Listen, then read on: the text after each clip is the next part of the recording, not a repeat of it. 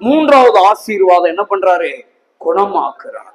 முதல் ஆசீர்வாதம் கட்டுகிறார், இரண்டாவது ஆசீர்வாதம் கூட்டி சேர்க்கிறார், மூன்றாவது என்ன செய்யறாராம்? காயங்களை எல்லாம் கட்டுகிறார், உங்களை குணமாக்குறாரு. உங்க இருதயம் நொறுங்கி போன இருதயத்தை, உடைந்த உள்ளத்தை ஆண்டவர் குணமாக்குறவராய் இருக்கிறார். நான்காவது காரியம் அதற்கு கீழே சொல்றாரு, அவர்களுடைய காயங்களை கட்டுகிறார். முதலாவது கட்டுகிறது உடைந்தவைகள், இரண்டாவது கட்டுதல், இந்த கட்டுதல் காயங்களை கட்டுகிறது. அல்லேலூயா, அல்லேலூயா. இடிந்து கிடக்கிற குடும்பங்களை, நொறுங்கி கிடக்கிற குடும்பங்களை முதல்ல கட்டினார். இங்க நான்காவது கட்டுகிற விதம் என்னவென்று சொன்னால், காயங்கள் மனிதர்களால் ஏற்படுத்தப்பட்ட, உறவுகளால், சொந்தங்களால், உலகத்தால், சூழ்நிலையால் ஏற்படுத்தப்பட்ட மன காயங்களை கட்டுகிறார்.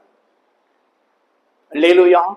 ஒருவன் எருசலேமில் இருந்து எங்க புறப்பட்டான்? எரிகோவுக்கு புறப்பட்டான். எருசலேமில் இருந்து எரிகோவுக்கு புறப்பட்டவன் யார் கையில மாட்டிக்கிட்டான்? கள்ளருடைய கையில மாட்டிக்கிட்டான்.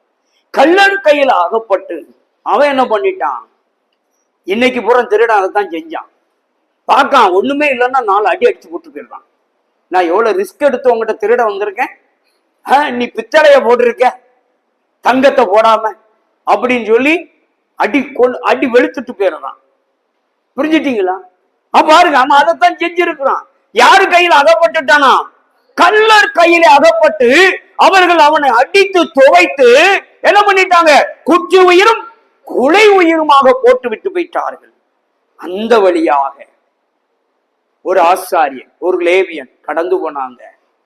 ஆனா அவன் காயத்தை கட்டுறதுக்கு ஒருத்தர் வந்தாரு பாருங்க, நல்ல சமாரியன். அல்லேலூயா. அப்ப இந்த நல்ல சமாரியன் என்ன செய்யறாரா?